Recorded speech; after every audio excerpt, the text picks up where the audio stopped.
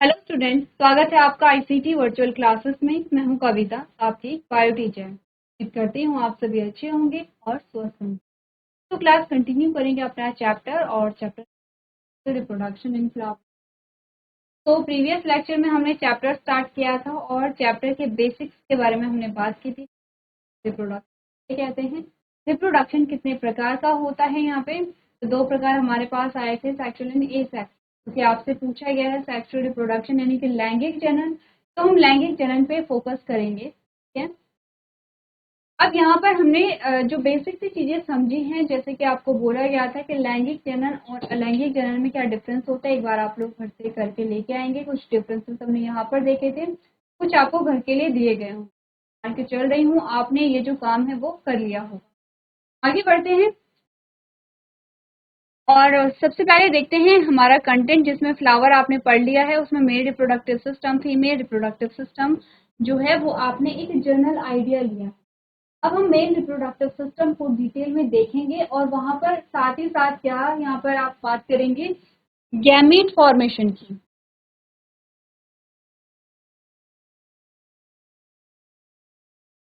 Gamete formation, ठीक है।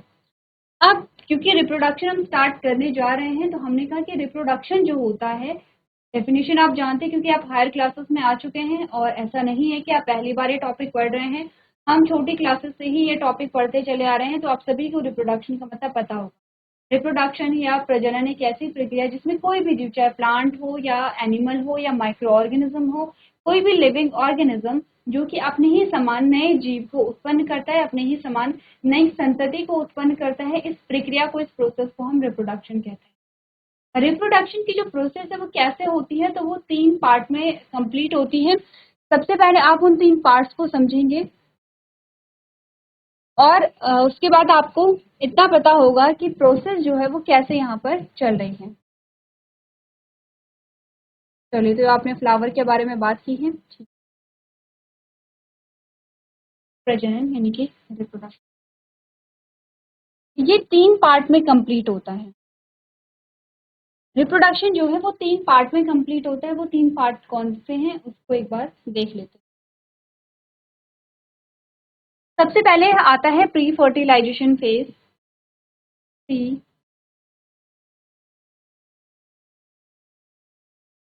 Fertilisation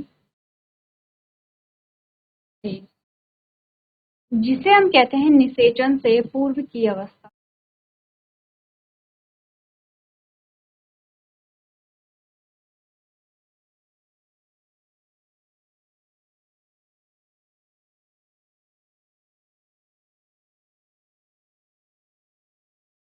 ठीक है, सेकेंड जो आता है वो है फर्टिलाइजेशन फेज।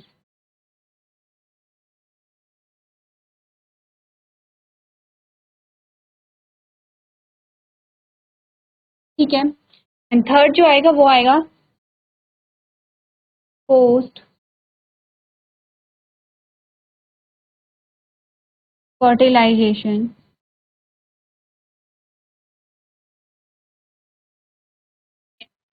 ये निषेचन की अवस्था, ये है निषेचन, यह है निषेचन से पूर्व की अवस्था, यह है निषेचन की अवस्था,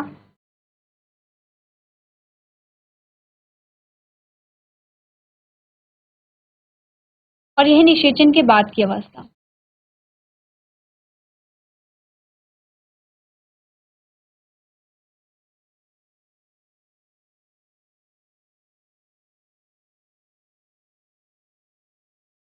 अगर आपने यहाँ पर जो आपके पास रिप्रोडक्शन जो चैप्टर है वो कई बार आए हैं, अगर आपने प्रीवियस क्लासेस में ये जो टॉपिक है वो अच्छे से समझा होगा, तो सेम चीजें हमने वहाँ पे भी डिस्कस की है। जो रिप्रोडक्शन है वो 3 फेजेस में कंप्लीट होता है। कौन से रिप्रोडक्शन की बात चल रही है यहाँ पे? Sexual reproduction. ठीक है, तो जो सेक्सुअल रिप्रोडक्शन होता है, जो लैंगिक जनन होता है, वो क्या होता है 3 चरणों में पूरा होता है। 3 स्टेप्स यहाँ पर होते हैं, नंबर वाइज होता है कि पहले ये स्टेप होगा, फिर ये स्टेप होगा, फिर लास्ट वाला स्टेप यहाँ पर कंप्लीट होता है।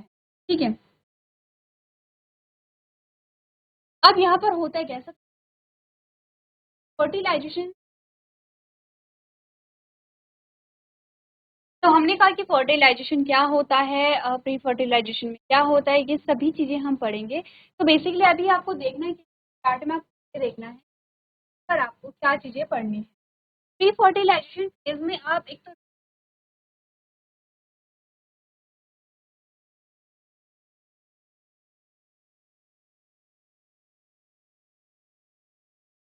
रिप्रोडक्टिव ऑर्गन, जैसे कि अगर हम यहाँ पे बात कर रहे हैं फ्लावरिंग प्लांट्स की, तो फ्लावरिंग प्लांट्स में आप कैसे पढ़ते हैं, आपने कहा जो पेस्टिल है और जो स्टेमेन है यहाँ पे, ठीक है। तो रिप्रोडक्टिव ऑर्गन के बारे में आप बात करेंगे, उनके स्ट्रक्चर को आप पढ़ते हैं, जैसे कि काफ़ी हद तक आपने चीज़ें पढ़ ली हैं, जैसे स्टेमेन के कितने पार्ट्स होते हैं, पेस्टिल के पार्ट्स होते हैं। सबसे पहले आप रिप्रोडक्टिव ऑर्गन पढ़ते हैं, फिर आप देखते हैं यहाँ पर फॉर्मेशन ऑफ गैमीट,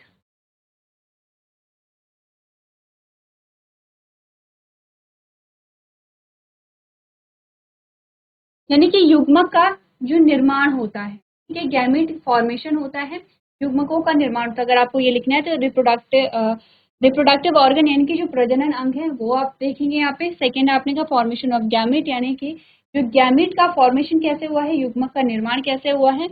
और नेक्स्ट आप देखते हैं ट्रांसफर ऑफ गैमीट,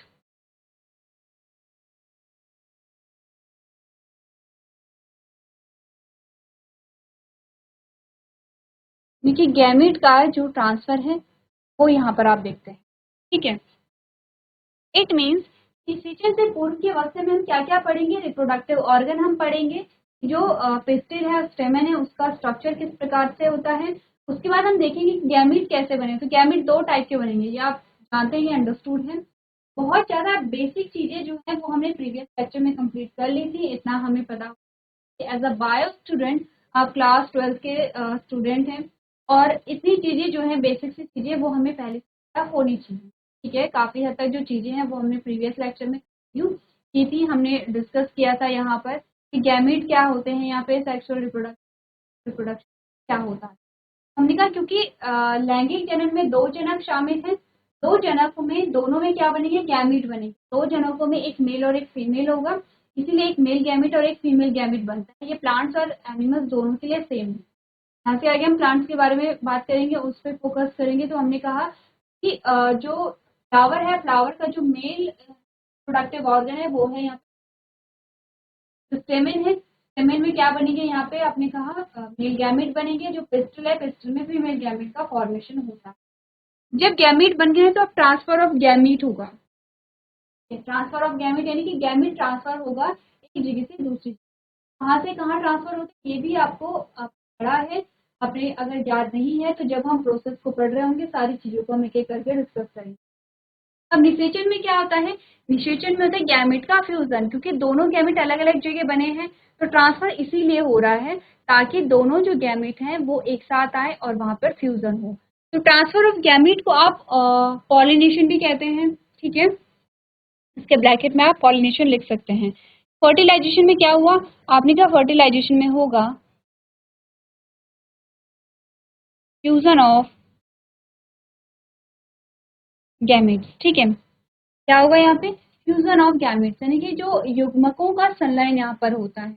अब जब युग्मक का संलयन होगा तो आपने कहा फिर आएगा पोस्ट फर्टिलाइजेशन फेज, यहाँ पर क्या होगा, फॉर्मेशन ऑफ जाइगोट,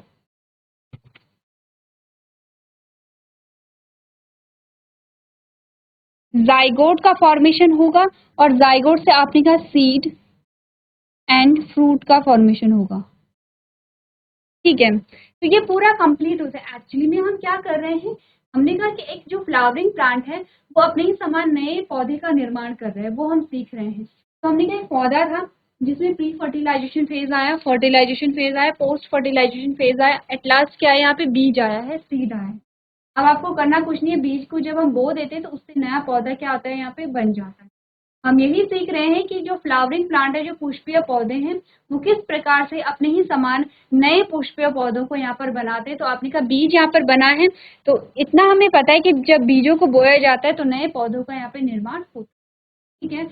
प्रजनन जो है वो इन 3 स्टेप्स में कंप्लीट होगा। आपको ये 3 स्टेप पढ़ने हैं एक एक करके, एक बार आप लोग देख लेंगे कि कौन कौन से स्टेप्स आपके पास आते हैं। चलिए अब स्टार्ट करते हैं। यहाँ पर सबसे पहले प्री फर्टिलाइजेशन फेज आएगा, ठीक है, जिसमें हम रिप्रोडक्टिव ऑर्गन पढ़ेंगे। और सबसे पहले जो रिप्रोडक्टिव ऑर्गन के बारे में हमने पढ़ा है, स्टेमेन का पार्ट ऑफ स्टेमेन हमने डिस्कस कर लिए हैं, एक बार पढ़ लेते हैं। A stamen is composed of a filament and anther. Filament is long stalk-like structure which supports the anther.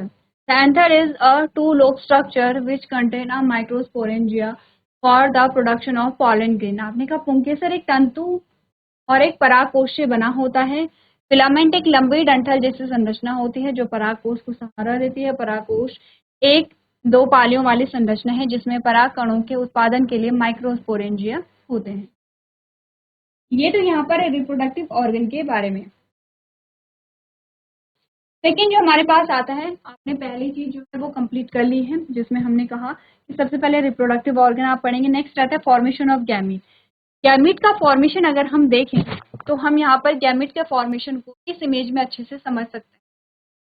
सबसे पहले मेल गैमीट के बारे में बात करेंगे, यानी कि फ्लावर में जो मेल गैमीट बनते हैं, पॉलिन ग्रेन के अंदर मेल गैमीट होते हैं, वो कैसे बनते हैं।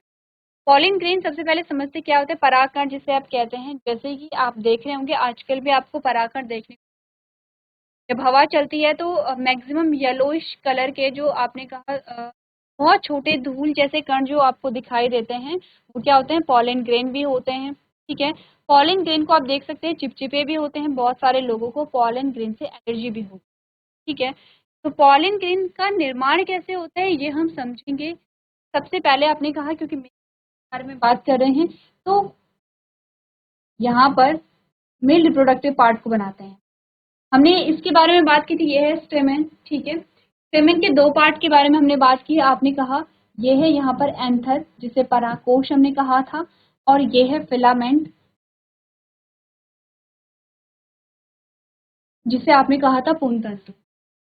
जो आपका एंथर होता है वो होता है बाइलोब, यानी कि दो लोब इसमें होते हैं, एक लोब ये है और एक लोब ये है। अगर इस लोब को इस प्रकार से कट किया जाए और अगर आप इसे ऊपर से देखें तो यहाँ पर जो बाइलोब स्ट्रक्चर आपका आता है, आपको इस प्रकार की संरचना दिखाई देती है। एक्चुअली में जो एक लोब यहाँ पर है, यानी कि ये एक लोब जो आपके पास आता है, इसमें क्या आते हैं, ये दो स्ट्रक्चर आते हैं, इस प्रकार के स्ट्रक्चर, यानी कि इस प्रकार का जो स्ट्रक्चर होता है ये क्या होता है, एक लोब का होता है। अगर इसे कट करके देखें और इसका टीएस हम देखें, जैसे कि टीएस आपको यहाँ पे दिखाया गया है, अगर हम इसका टीएस देखें तो हमें एक सिंगल लोब का टीएस इस प्रकार से दिखता है। ये एक सिंगल लोब है, ठीक है, ये एक सिंगल लोब है। अगर हम दोनों लोब को एक साथ बनाएं तो हमें कुछ इस प्रकार का स्ट्रक्चर यहाँ पर दिखाई देगा। तो यानी कि ये एक सिंगल लोब है। अगर हम कहें कि ये एक सिंगल लोब है, ये एक सिंगल लोब है, समझ रहे हैं, यानी कि ये एक लोब है, ये एक लोब है, और दोनों को कंबाइनली हम क्या कहेंगे, यहाँ पर एंथर कहेंगे। क्लियर है इतना। अब फॉर्मेशन जो होता है यहाँ पर पॉलन ग्रेन का या मेल गैमीट का, वो यही होगा किसमें, एंथर में, क्योंकि एंथर का नाम क्या है, आपने कहा पराग कोश है, परागकोश। तो परागकोश का फंक्शन क्या होता है, यहाँ पर मेल गैमेट के फॉर्मेशन को करना। फिलामेंट का काम क्या होता है, यहाँ पर एंथर को फ्लावर से अटैच करके रखना, यानी कि इसे जोड़ करके रखना। नेक्स्ट हम पढ़ेंगे फॉर्मेशन ऑफ गैमेट, और फॉर्मेशन ऑफ गैमेट को पढ़ने से पहले आपको यहाँ पर जो एंथर, थोड़ा सा एंथर के स्ट्रक्चर को समझते हैं। एंथर के स्ट्रक्चर को समझते हैं। हमने क्या, एंथर क्या है, बाइलोब है, इस प्रकार से हमने यहाँ पर बनाया है। और अगर इसका टीएस यहाँ पर लिया जाए तो कौन सा कैसा स्ट्रक्चर हमारे पास आया है, कुछ इस प्रकार का स्ट्रक्चर हमारे पास आया।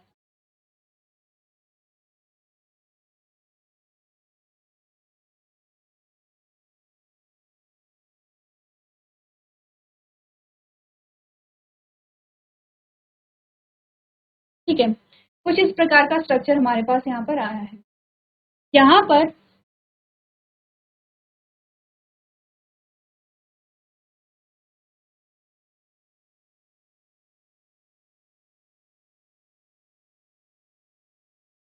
ठीक है, यहाँ पर आपने कहा ये जो चार स्ट्रक्चर आपके पास आए हैं, ये वाले जो चार स्ट्रक्चर हैं, इनको हम कहते हैं थीका। थीका यानी कि ये एक थीका है, ये दूसरा थीका है, ये तीसरा थीका है, ये चौथा थीका है। यानी कि हमने कहा जो एंथर है, यहाँ पे जो परागकोश है वो बाइलोब्ड होता है, एक लोब में 2 थीका होते हैं। लोब में कितने थीका होंगे? 2 थीका होंगे, क्योंकि बाइलोब है, बाई का मतलब है 2 लोब है, तो 2 लोब में कितने थीका होंगे? 4 थीका होंगे। तो ये भी आपके पास क्या आएंगे? थीका आएंगे। थीका, ये भी आपके पास क्या आते हैं? थीका आते हैं। तो हमने कहा आंसर में कितने थीका होते हैं? 4 थीका होते हैं। हर एक थीका में कुछ स्पेशल स्ट्रक्चर पाए जाते हैं। क्या कहते हैं उन स्ट्रक्चर को? पहले बना लेते हैं, फिर यहाँ पर लेबलिंग करेंगे। तो यहाँ के थीका मैं हटा दूं, ठीक है। ये जो 4 स्ट्रक्चर हैं, इनको हम कहते हैं माइक्रो स्पोरेंजियम। क्या नाम इन्हें दिया जाता है? माइक्रो स्पोरेंजियम इनको नाम दिया जाता है, ठीक है। यानी कि ये भी माइक्रोस्पोरेंजियम है, ये भी माइक्रोस्पोरेंजियम है, ये भी माइक्रोस्पोरेंजियम है, ये भी माइक्रोस्पोरेंजियम। इसी माइक्रोस्पोरेंजियम के अंदर क्या बनते हैं? यहाँ पर पॉलन ग्रेन बनते हैं, और इसीलिए इन्हें क्या कहा जाता है? और इसीलिए इनका नाम है पॉलन। इनका क्या नाम होगा? पॉलन सेक। अब यहाँ पर इन माइक्रोस्पोरेंजियम को न्यूट्रिशन प्रोवाइड कराने के लिए कुछ लेयर्स यहाँ पर होती हैं, यानी कि एंथर की कुछ लेयर्स होती हैं। सबसे पहले हमने क्या बोला था? आप स्ट्रक्चर को डिटेल में पढ़ेंगे, तो हम एंथर का स्ट्रक्चर जो है वो डिटेल में यहाँ पर देख रहे हैं। इसलिए हमें जो आउटर लेयर है वो थोड़ा सा बड़ी बनानी पड़ेगी। थीका को मैं इरेज थीका को मैं इरेज कर रही हूँ।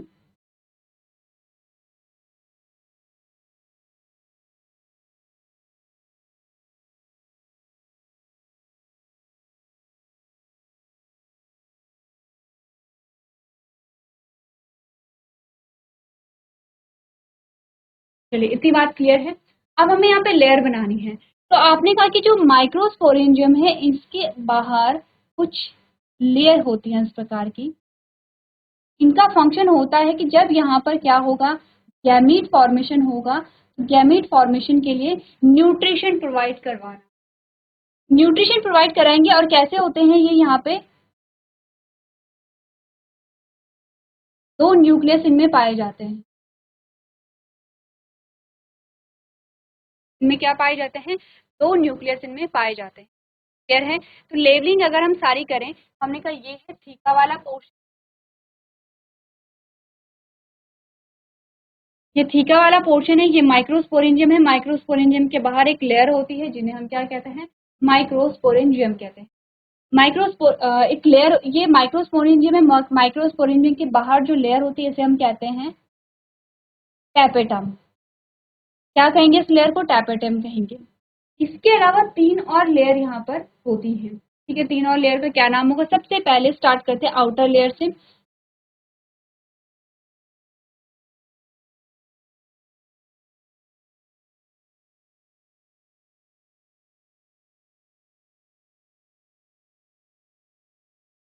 सबसे पहले स्टार्ट करते हैं आउटर लेयर से। तो आउटर लेयर को हम कहते हैं एपिडर्मिस।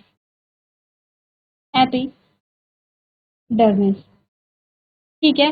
एपिडर्मिस के बाहर एक और लेयर आती है। एपिडर्मिस की अगर हम लेयर यहाँ पर बनाएं प्रकार से,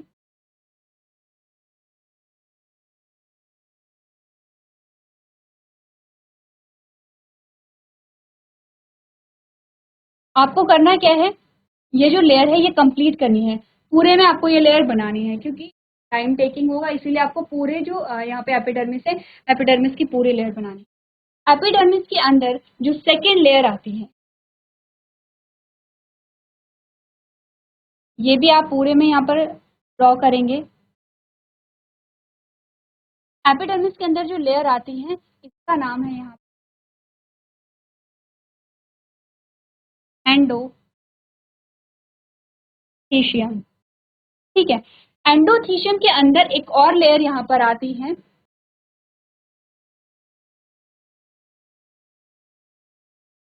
जिसका नाम है यहाँ पे मिडिल लेयर।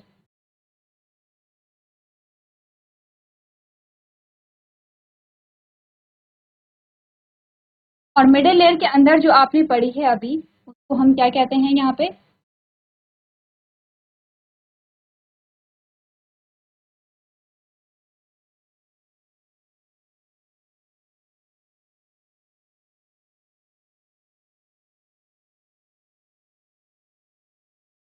टैपेटम।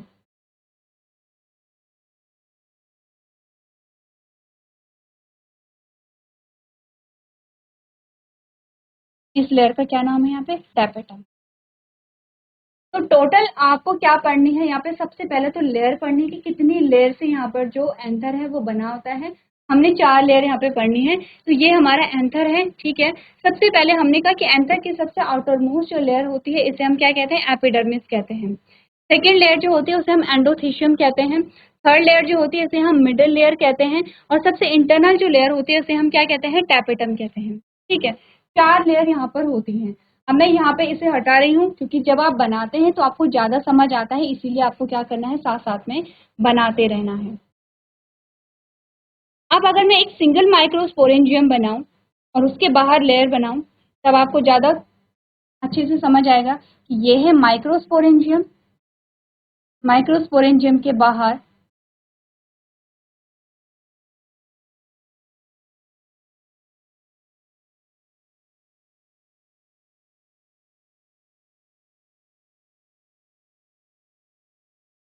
ये जो लेयर है इसे हमने क्या कहा? टैपेटम कहा।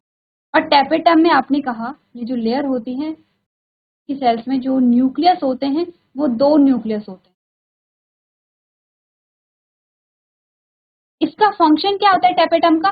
टैपेटम का फंक्शन होता है क्योंकि माइक्रोस्पोरेंजियम के अंदर किसका फॉर्मेशन होना है? ये माइक्रोस्पोरेंजियम है।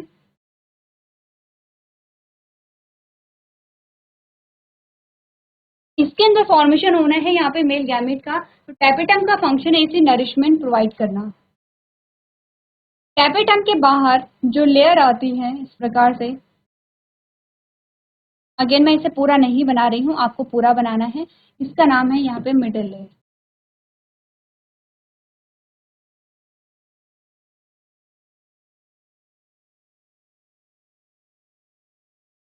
और मिडल लेयर के बाहर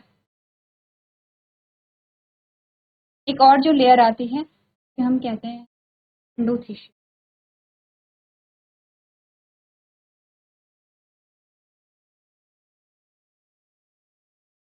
एंडोथीशियम के बाहर जो लेयर आएगी वो सबसे आउटर लेयर होगी और इस लेयर का नाम होगा एपिडर्मिस। सबसे पहले तो लेयर्स के बारे में आपको यहाँ पर देखना है। एक बार देखिए कि आपकी जो चारों लेयर हैं वो कवर हो गई हैं या नहीं हुई हैं। और ऐसा ही क्या होगा? हर एक एंथर में कितने माइक्रोस्पोरेंजियम होते हैं? 4 माइक्रो। वही डायग्राम है जो यहाँ पर बना हुआ है, सेम वही डायग्राम हमने यहाँ पर बनाया था, ठीक है। ये है क्या? जो एपिडर्मिस आपकी, एपिडर्मिस के बाद आपके पास आती है एंडोथीशियम। एंडोथीशियम के बाद आती है मिडल लेयर, ठीक है। अलग अलग कलर से आपको दिखाया गया। मिडल लेयर के सबसे इंटरनल जो लेयर है वो है यहाँ पे टैपेटम। और ये आपके क्या होते हैं? माइक्रोस्पोरेंजिया आते हैं जो आपको सर्कल यहाँ पे बीच में दिख रहे हैं। तो अभी तक हमने स्ट्रक्चर की बात की है। नेक्स्ट हमारा लेक्चर होगा उसमें हम गैमेट फॉर्मेशन की बात करेंगे। तो आपको क्या करना है? अभी तक जो भी चीज़ें हमने डिस्कस की हैं वो आपको अच्छे से लेबल करके लेके आने हैं। में हम इतना ही करेंगे।